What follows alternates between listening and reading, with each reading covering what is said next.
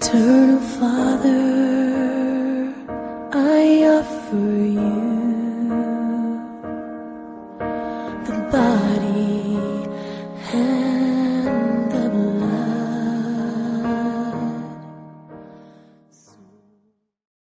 Moyo wangu umetukuza Jehova Mungu kwa wema wake na uzuri wake ambaye amenifanyia. Wacha tuombe ili nihubiri.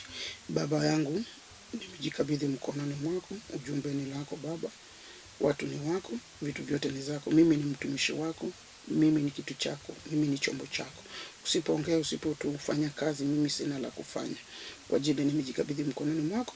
Baba, tengeneza hii maneno na wacha watu wasikie na wabadilike. Katika jina la Yesu Kristo nimeomba nikiamini. Amen. Tunaenda kusoma kutoka kwa kitabu cha Mwanzo 18. Hapo inasema ya kwamba Bwana akamtokea Ibrahimu karibu na mialoni ya Mamre, alipokuwa ameketi mlangoni pa hema ya mchana wakati wa hari. Kuna Mungu ambaye anaweza kujitokezea mtu. Gani nasema alimtokea Ibrahimu. Hata sasa kama Mungu anaweza kukutokea, alitokelea Ibrahimu. Je, maishani mwako unataka Mungu ajitokeze kwako? Yani akutokelezea. Yani akustue, amekuja kwako. Amekuja kukutembelea. Unajua Mungu ni mtu mkubwa na kuna yule anaweza kumuona.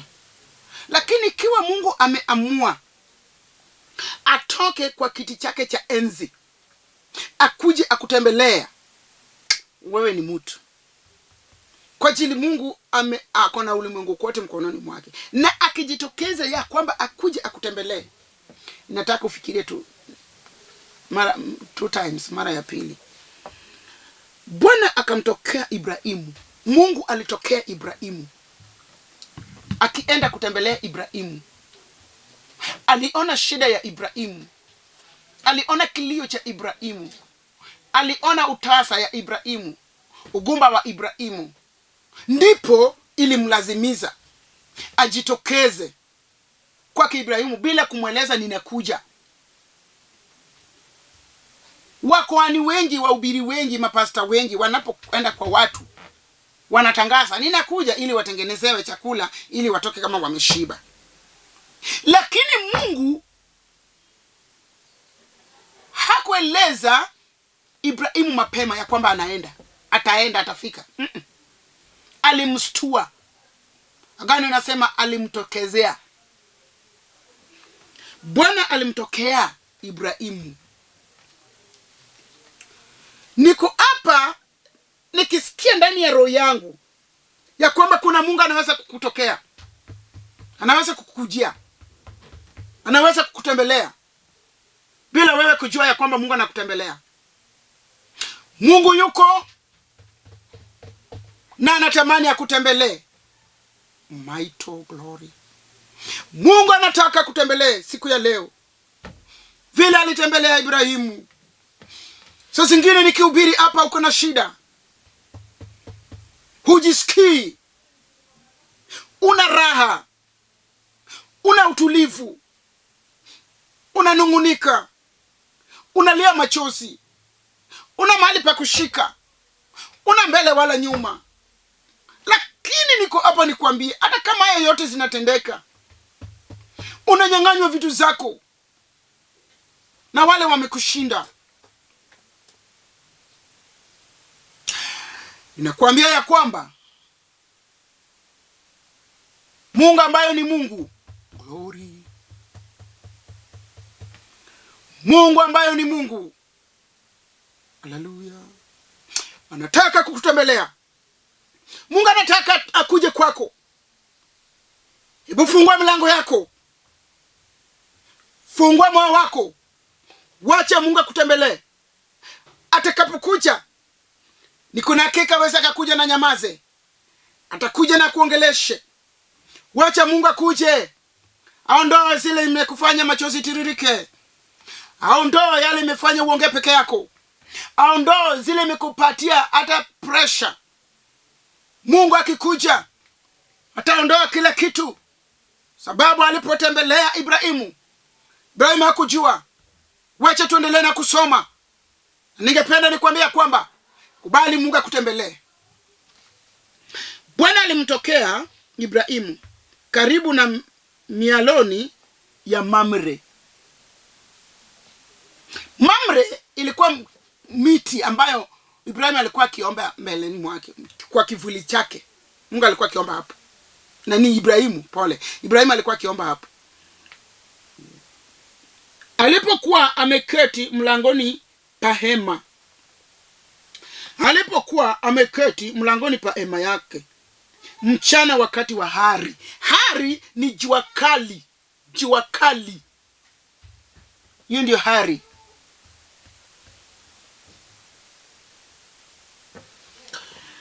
Mungu alimtokea ikiwa amenyenyekea mbele ya Mungu, anaomba mahali pake pa kuomba. Ningependa nikwambie, omba bila kukoma. Omba bila kuangalia mwenzako. Omba bila kufikiria umeomba sana. Huyu mtu aliomba mpaka mwaka wake ikafika 100 na hakupata mtoto. Lakini wakati Mungu aliona bado anaomba tu, hajachoka, ilibidi Mungu akuje ajibu maombi yake. Mungu anaweza kukuja kutembelee na jibu maombi yako. Maombi yako inaweza kukuja ienda kwa Mungu, unaomba na inaenda mpaka ijae imwagike, mpaka Mungu italazimisha Mungu ajitokeze, atoke kwa kiti chake cha enzi, akuje ajibu maombi yako. Je, uko na nini unataka Mungu akufanyie? Kwa sababu nimejua Mungu ambaye ninahubiri ako na vitu vyote. Kuna kile Mungu hana. Hakuna imepungukiwa kwa Mungu. Mungu ndio huyo. Kwa njia anakuja. Jitayarisha. Mungu akutembelee, akuongeleshe, akuondolee, akubariki, akupatie. Kubali. Akainua macho yake akaona, na tazama watu 3 wamesimama mbele yangu. Naye alipowaona alipiga mbio walaki kutoka mlangoni pa hema. Unaweza kuwa unatafuta kitu kwa Mungu. Umeinamisha kichwa vile nimeinamisha. Unalilia machozi. Mdomo yako inajigonga ukiongea na Mungu.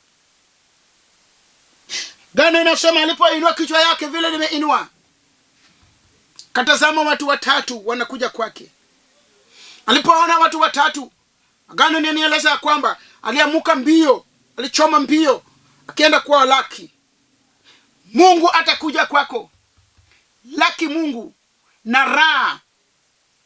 Laki Mungu na moyo yako yote. Aliwalaki.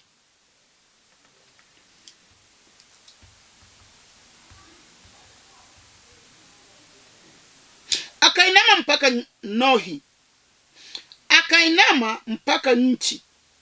Akasema, Bwana wangu, kama nimeona fadhili machoni pako, na kuomba usipite sasa mimi mtumwa wako. Alipoona wageni wanakuja, alichoma mbio akaenda kwa walaki. Agano inasema ya kwamba alinama mpaka chini.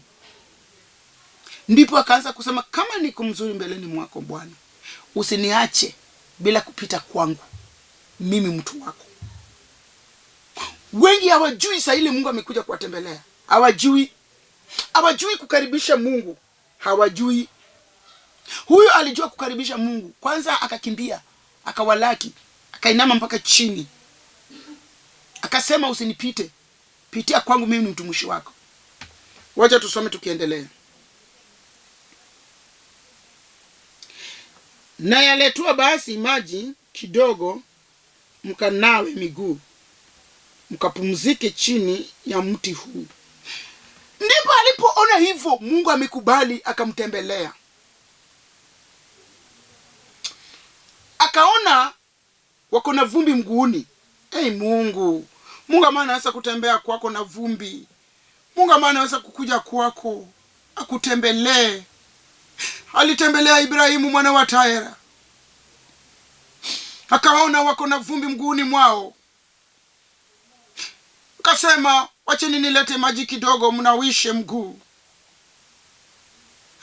Mungu akikuja kwako utafanya nini? Mungu akikutembelea utafanya nini? Kwanza alikimbia akawalaki. Pili, akawapatia akainama mpaka chini akimkaribisha asimpitishe. Walipokubali kuingia, akalete maji wanawishe mguu. Wewe Mungu akikutembelea utafanya nini? Mungu anaweza kukuja kwa njia zote. Anaweza kukuja hata saa hii nikimaliza, Mungu atakutembelea. Ninasikia kama roho inaniambia kuna mtu hapa analia machozi mpaka ana furaha. Natembea akipiga mdomo, anafanya hivi. Mungu ananiambia ako tayari kukutembelea, na akikutembelea utafanya nini? Hiyo shida itaisha leo ikiwa Mungu atakuja. Ukikubali akuja atakutembelea.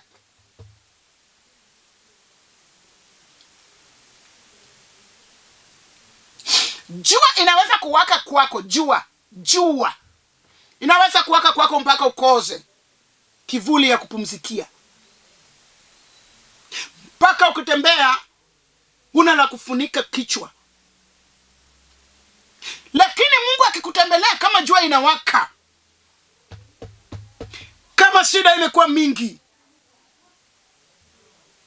kama madharau imeongezeka, kama kazi imeisha, kama una watoto, kama watoto wamekutupa, Mungu akikutembelea kama shida imekuwa hivi, anaweza kukuja kama jua imekuwa mingi, mpaka ukalia, mpaka machozi kakauka. Jua inaweza kuwaka mpaka mtu akose fahamu. Jua ni shida ambayo uko nazo. Ibrahimu alikuwa na jua, hari kubwa. Ndipo Mungu akaona vile jua inawaka kwa Ibrahimu. Ilibidi Mungu atembelee Ibrahimu. Ibrahimu alimkaribisha, akamwambia ampitie, asimwache. Akainama mpaka chini. Vile alikuwa amechoka na jua. Hujachoka ndio sababu bado hujataka Mungu. Tafuta Mungu kama umechoka, jua imewaka kwako sana, mpaka hata watoto wadogo wamekudharau. Njoo kwake Mungu. Jua imewaka leo hii, tumepata kifuli ya kupumzika. Mungu anataka kupumshishe. Mungu anataka kutembelee. Mungu anataka kutole maovu. Mungu amekutembelea hata kama jua imewaka.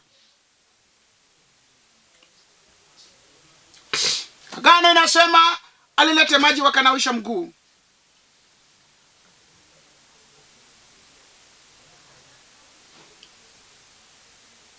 Akawaeleza mpumzike chini ya miti hii.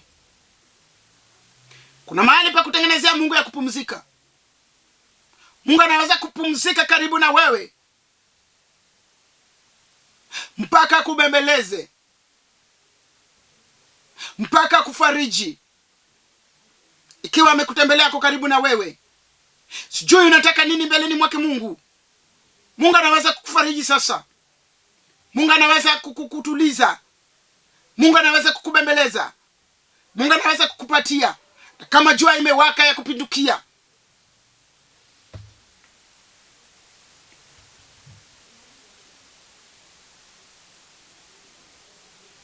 Nami nitalete chakula kidogo, mkaburudishe moyo. Baadaye muendelee iwapo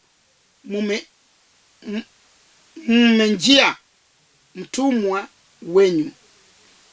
Akasema hayo, fanya kama ulivyosema. Alipoona Mungu amemtembelea na Mungu akakubali kukaa chini ya miti aoshe mguu. Wengine wanafikiria Mungu hawezi kaosha mguu wake. Wengine wanafikiria Mungu hawezi akakaa chini ya kiti, chini ya miti. Wengine wanafikiria Mungu hawezi akakula. La. Soma Agano usikie. Akasema anawapatia chakula kidogo wajiburudishe naye. Ndipo waanze mwendo waende mahali walikuwa wametumwa. Ndipo Mungu akasema ya kwamba lete. Mungu akikubali na wewe atachukua kile umempatia. Mungu akikubali na wewe atakwambia lete. Mungu akikubali na wewe atakula chakula chako. Mungu akikubali na wewe atachukua maji yako aoshe naye mguu. Mungu akikubali nawe, haleluya.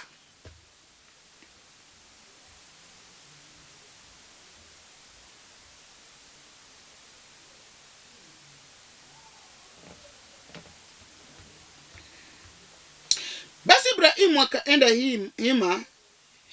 hemani kwa Sara. Akasema, himazi vipimo 3 vya unga safi. Waliletewa hata maziwa baridi. Hapo ndio mimi nasemanga Mungu akunywi soda, kana kunywa maziwa. Ikilingana na hiki kitabu cha Mwanzo, walimpatia maziwa akunywe. Ndipo akaenda kwa Sara atengeneze chakula. Jua inaweza kuwaka mpaka Mungu aone jua imekutosha, yani jua imekuchosha. Mungu akuje akufanyie miujiza na ishara mpaka itafanya ulimwengu ibabaike, tetemeke, iseme imeanzaje? Hatukujua, tulikuwa tumejua ya kwamba huyu ameisha. Hajaisha, badala ya kuisha vitu zinaongezeka. Kwa nini? Mungu ameona jua ilikuwa inawaka kwako, akakuja akapoesha jua. Ndipo akatumana atengenezewe vitu kwa jikoni, chumba cha kupika nyama na ugali. Hebu sikia. Ibrahimu akapiga mbio kwenda kundini, akalete ndama wa ng'ombe aliyo laini mzuri, akampa mtumishi, naye akaamiza kuandaa. Kuna kitu ukitaka kupeana Mungu, unasikia hiyo? Ni Mwanzo 18 aya ndogo 7, usome peke yako. Ibrahimu akapiga mbio kwenda kundini, akalete ndama wa ng'ombe aliyo laini. Sio kitu hivi ya kupeana Mungu, sio hivi. Ndama laini, yani kizuri. Kile unataka kupeana kwa Mungu, kwa sababu jua imewaka sana. Unataka Mungu atulize jua. Unataka Mungu apoeshe jua. Unataka Mungu amalize jua maishani mwako, shida, tatisho, tabu, dhiki. Ukitaka Mungu amalize, unatoa ndama laini. Wewe ukapeana Mungu vitu chafu. Mungu kitaka kusaidie, unampatia kitu laini. Agano inasema alitumia mbio, akaenda ndimini, akalete ndama ng'ombe ambayo ni laini, akalazimisha, akatoa order kwa watumishi wake watengeneze, wapeane, wapike mzuri. Kitu kizuri ndio Mungu anatoa naye jua. Kitu kizuri ndio Mungu anamaliza naye dhiki. Kitu kizuri ndio Mungu anaongoza wewe naye. Kitu kizuri ndio Mungu anakupatia naye kazi. Kitu kizuri ndio Mungu anakupatia naye cheo. Kitu kizuri ndio anafanya Mungu akupatie watoto. Kitu kizuri ndio anafanya Mungu akujengee nyumba. Kitu kizuri ndio anafanya Mungu akupatie gari. Kitu kizuri ndio anafanya Mungu akupatie uzima. Wacha nirudie namba 7. Ibrahimu akapiga mbio kwenda kundini, akalete ndama wa ng'ombe aliyo laini. Sio mimi ndio nimeandika hii. Wengi siku hizi nasikia wakisema hakuna kitu ya kutumikia Mungu. Mungu atununui vitu kwake.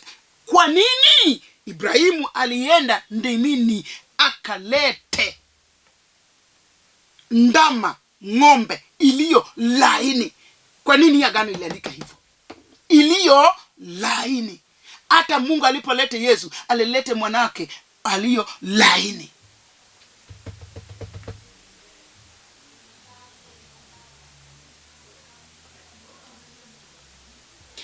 Iliyo laini mzuri, aliye laini mzuri. Akampa mtumishi, naye akahimiza kuiandaa.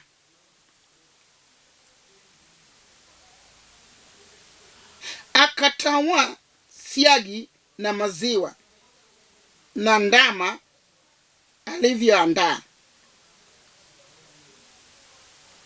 akawaandikia mbele yao. Alipeleka ndama iliyo laini ambayo alitengeneza, na maziwa ya siagi, akapeleka mbeleni mwao. Glory be to Jesus. Naye akahimiza kuandaa, akatoa siagi na maziwa. Sikia, siagi na maziwa na ndama aliyoiandaa,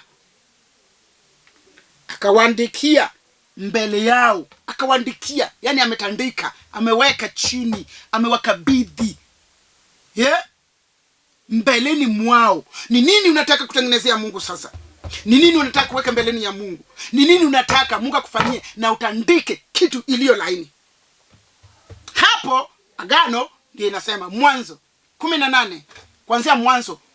Saa hii tuko kwa namba 8.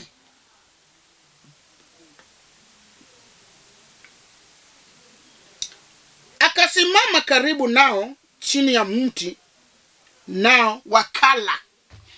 Walipokuwa wanakula, agano inasema Ibrahimu alikuwa amesimama karibu nao, karibu ya miti, karibu. Mungu akikutembelea kumpatia kitu, lazima usimame karibu na yeye, ili afurahie ya kwamba umemkaribisha na moyo mchungufu. Agano inasema alisimama karibu nao, akiona vile wanakula. Tazama mdomo ya mgeni wako, umpatie kitu ya laini, maziwa na siagi na ndama iliyo laini alitengeneza.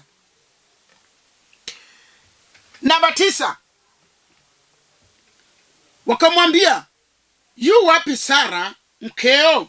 Akasema, yumo hemani.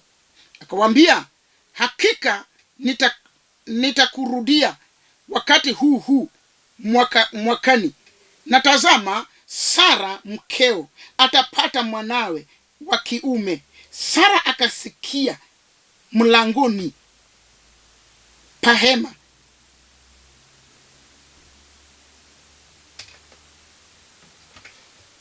Tazama, kwa nini gano inasema hivyo? Walipopewa maji wakaosha mguu, wakatengenezewa mkate na ndama iliyo laini, ndama ng'ombe, wakapewa siagi na maziwa. Ibrahimu akasimama akiwaangalia, akiwatazama vile wanakula. Walipomaliza kushiba, wakatabiri ujumbe. Leo hii peana kwa Mungu akutabirie. Leo hii tumikia Mungu akufanyie. Leo hii jaribu Mungu uone na macho. Leo hii kimbia, pitia ukaribishe Mungu akufanyie miujiza. Alifanyia Abrahamu miujiza. Gani inasema walipomaliza wakauliza mahali Sara uko, na ilipata kama Sara kuna miaka 90 hakuwa amezaa mtoto. Wakasema mwaka mwingine tutakaporudi tutapata mke wako amezaa mtoto kijana. Livi kontoraba kwa maita. Glory be. Kuna vitu ukitendea Mungu, Mungu anakumbuka. Kuna vitu ukitendea Mungu, unamfanya toweke. Wacha tuendelee na kusoma. Leo hii nimekusomea pole pole, sina haraka. Basi Ibrahimu na Sara walikuwa wazee na umri wao mkubwa, na Sara alikuwa amekoma katika desturi ya wanawake. Kwa hiyo Sara akacheka moyoni mwake, Bwana akamwambia Ibrahimu, mbona Sara amecheka akisema, mimi kweli nitazaa mwana nami ni mzee? Kuna neno gani lililo gumu la kunishinda Bwana? Hakuna kitu kigumu kushinda Mungu. Hata kama yako imefungwa mpaka ikakata, ukakata kauri, watu pia wamekata kauri, wamekucheka, wamenena juu yako, yani wamekudharau, sijui nisemaje. Hakuna kigumu kushinda Mungu. Hakuna kitu kigumu kushinda Mungu. Hakuna. Mungu aliuliza Sara na Ibrahimu, nini kigumu kunishinda? Hakuna.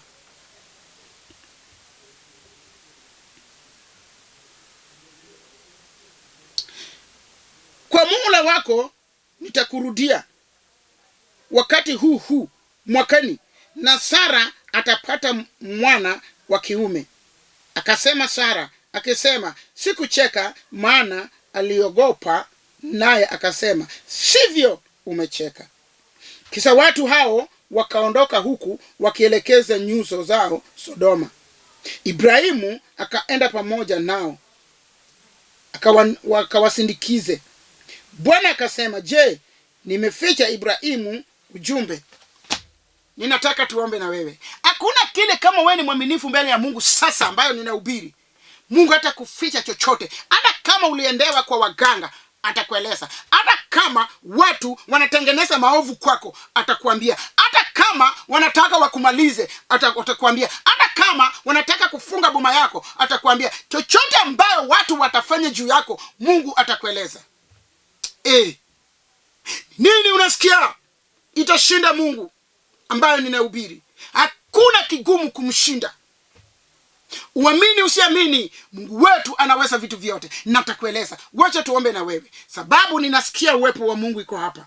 Ninasikia Mungu anataka kufanya kitu kwa wewe. Kwa huyu analia machozi, kwa huyu anatetemeka, kwa huyu ameshikwa na baridi, kwa huyu anasema haiwezekani, saa yangu imeenda. Kuna kitu kigumu kushinda Mungu. Wacha tuombe na wewe. Nakaribia TV ili ushike kwa na amani, kwa na imani, ili zote zitendeke maishani mwako. Hebu tuombe. Baba, nimeshukuru agano ambayo ulinipatia. Kumbe wewe unaweza kuamuka kuteremuka chini na utembelee watu wako vile ulitembelea Ibrahimu. Na Ibrahimu alikimbia, akakulaki, akapiga magoti mpaka chini, akakutengenezea vitu, akasema ya kwamba usiwache usipite bila kuingia kwake. Uliingia, akatengeneza chakula, akakupatia siagi na maziwa.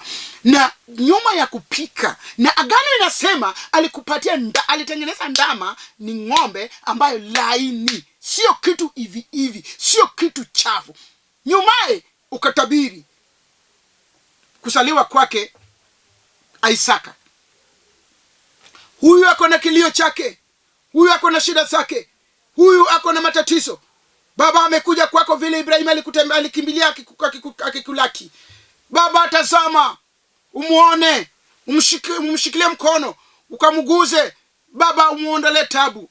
Amekutumikia, amekuona.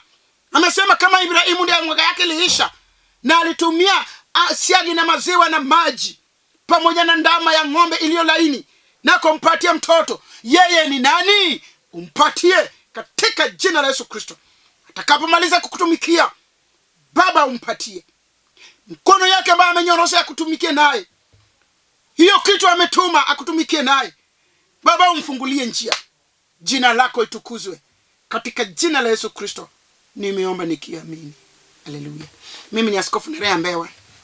Ninatoka katika kitabu dhehebu cha Hope for Good in Christ. Tuko hapa Nairobi, Makongeni, Njogo Road. Unashuka Rekana ama Makongeni Police. Ingia na hiyo njia ya police. Tembea tu na hiyo barabara mpaka mwisho. Piga simu utatupata. Nimejua jua imewaka kwako sana, na unataka miujiza na ishara ionekane maishani mwako. Mungu ako tayari kukufanyia. 0720403913. Nimekukaribisha katika jina la Yesu Kristo. Kuja kwake Yesu. Ubarikiwe.